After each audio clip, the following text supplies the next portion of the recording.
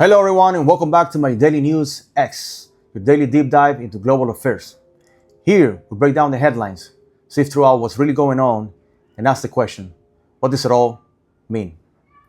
Well, I'm your host Kramer, and today we're focusing on three interlinked developments.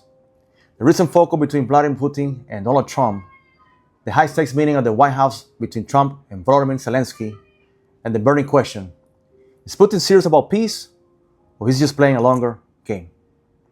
Well, let's dive right into this so we can understand better what's happening. But first, let's discuss the phone call between Donald Trump and President Putin. As of late last week, President Trump and President Putin had a lengthy phone call described as productive. This phone call was about 2.5 hours, more or less, just to let you know.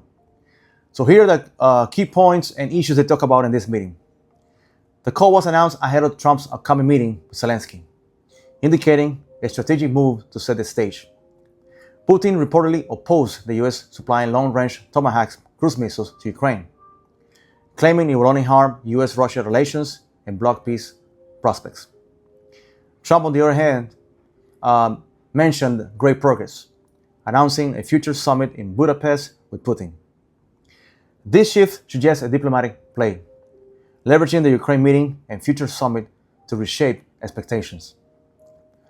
Putin appears to be reshaping the narrative around weapons supply to Ukraine. He's a scary shit guy, just be honest.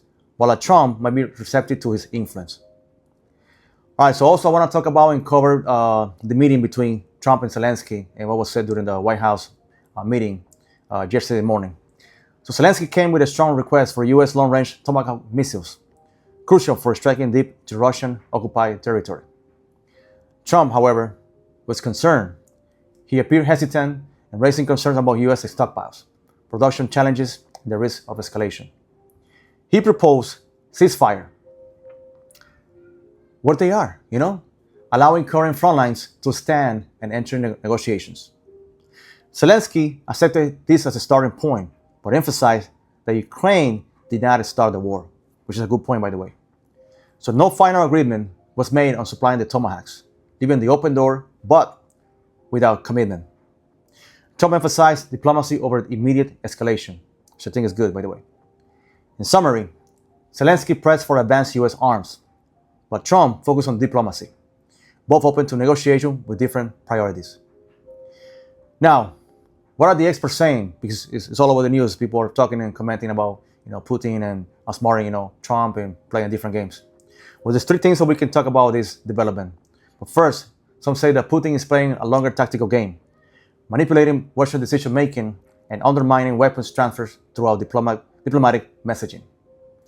His call with Trump and the planned summit may be moves to buy time and shift focus from Ukraine to negotiation. Second, there's some optimism.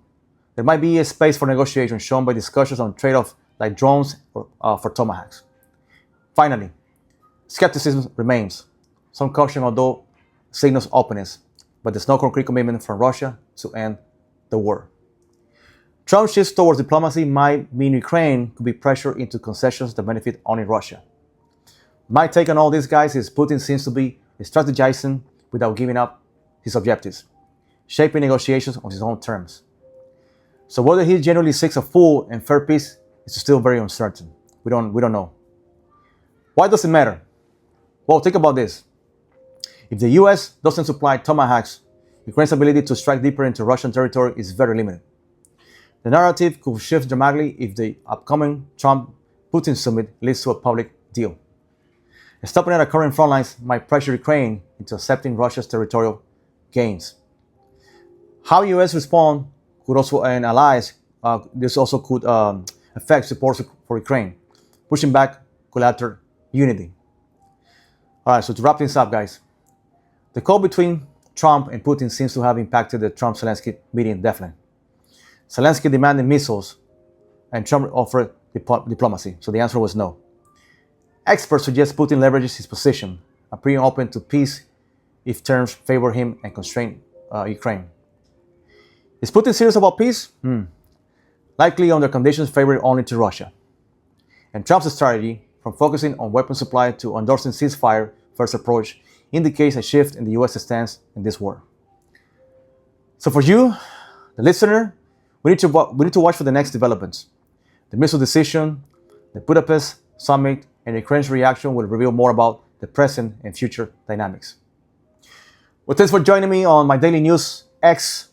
If you found this insightful, please share it with a friend or family member. Subscribe if you can.